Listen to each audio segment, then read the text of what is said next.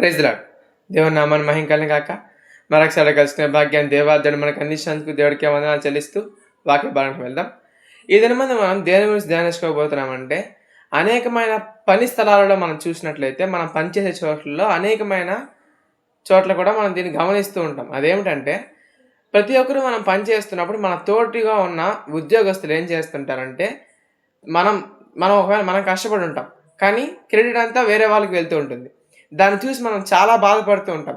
కష్టపడి పని చేసింది నేను, కానీ పేరు మాత్రం వాళ్ళకెళ్తోంది అని. అంటే ఫర్ ఎగ్జాంపుల్ ఒక కార్పొరేట్ కంపెనీ ఉంది. దానికి టీమ్ లీడర్ ఉంటాడు.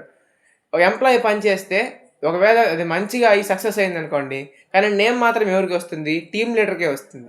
కాబట్టి ఇలాంటివి చూసి మనం చాలా బాధపడుతూ ఉంటాం. నాకెందుకు మంచి పేరు రావట్లేదు అని.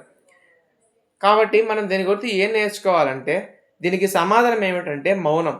మనం మౌనంగా గాని ఉండగలిగినట్లయితే ఖచ్చితంగా దేవుడు ఒకరోజు మనకు సమాధానం అందిస్తాడు. ఎందుకంటే నిన్ను మనుషులు చూడకపోవచ్చు.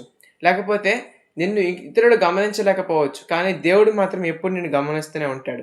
ఎందుకంటే ఆయనకి కష్టపడి పనిచేసే వాళ్ళంటే చాలా ఇష్టం. కాబట్టి ఆయన కష్టపడి పనిచేసే ప్రతి ఒక్కరిని కూడా దీవిస్తాడు. నిన్ను ఒకరోజు గొప్ప స్థాయిలో దేవుడు ఉంచుతాడు. కాబట్టి నువ్వు చేస్తున్న పనికి ప్రతిఫలం దొరకట్లేదని, నువ్వు చేస్తున్న పని ఎవరు గుర్తించట్లేదని నీవెప్పుడూ కూడా బాధపడకు. ఎందుకంటే నువ్వు చేసే పనిని కానీ, నువ్వు చేసే ప్రార్థనను కానీ దేవుడు ఎప్పుడూ గుర్తిస్తాడు. కాబట్టి దేవుని వైపు చూస్తూ పనిలో అలాగే ఆత్మీయ జీవితంలో కూడా సాగిపోదాం. ఈ వాక్యాన్ని దేవుడు దీవించి ఆశీర్వదించును గాక. ఆమేన్.